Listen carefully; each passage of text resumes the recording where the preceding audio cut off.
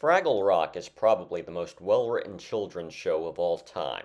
I may be biased since this was my favorite show when I was very young, probably the first favorite show I ever had. But I've watched some episodes as an adult, and I'm always impressed by how incredibly well made the whole thing is. As a children's show, it offers a wide range of life lessons for kids, and it does so without ever feeling heavy-handed. In the series, the character Gobo considers himself an explorer, like his uncle Traveling Matt, but what the show's really exploring is life itself. Let's look at one of the top-rated episodes on IMDb, The Minstrels. It came out in 1983, but like all the best Fraggle episodes, it's timeless. And the episode packs a lot into a pretty simple story. So, a band of traveling minstrels visits Fraggle Rock.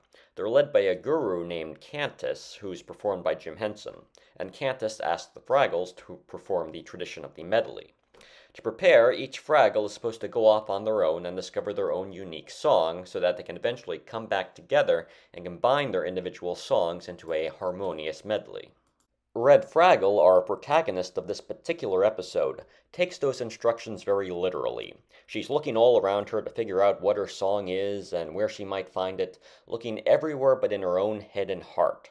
Meanwhile, her friends have already figured theirs out just by taking some time to pause and look within and hear what was there.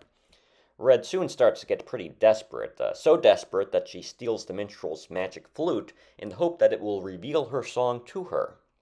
And of course, things go horribly wrong when the flute rebels and drags her out to the Gorg's garden, where she nearly gets thumped by Junior Gorg.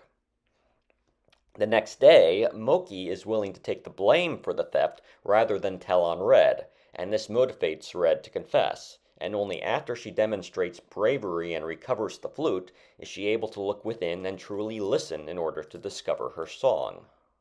Along the way, we also get a postcard from Uncle Traveling Matt in which he believes mannequins are performing some advanced meditation technique, and Doc becomes obsessed with creating the most perfectly musical doorbell, which soon takes over his shop almost like a twist on the Sorcerer's Apprentice. Like Red, Doc was focused entirely on external stimuli, causing himself great distress in the process. So let's think about all this. This simple story teaches kids about mindfulness, meditation, music, courage, stealing, and forgiveness, and yet it barely feels like it's trying to teach, because everything is character-driven and consistently entertaining.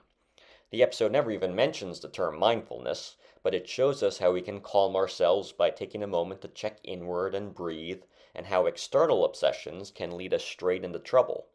Right from the beginning, we see Red wanting to be the first in the pool in the morning, and wanting to be the one named leader of the medley.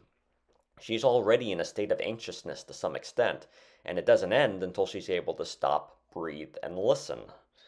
The episode also never lectures the kids at home about how stealing is wrong. Red already knew stealing was wrong, but she found a way to convince herself that it would be okay in this particular set of circumstances. And the show clearly shows how wrong she was. We're shown how she screwed up, and we're shown how she's still deserving of forgiveness. With Fraggle Rock, the audience watches the characters learn from their mistakes. The characters don't preach to the children watching at home, they don't deliver any PSAs. Generally, a main character will make some kind of mistake and discover why they were wrong, not merely that they were wrong. The lessons are baked into the stories, and the stories stem from the characters. Today's kids can still learn a lot from Fraggle Rock, and so can today's writers. So, thank you for listening, and go watch an episode of Fraggle Rock.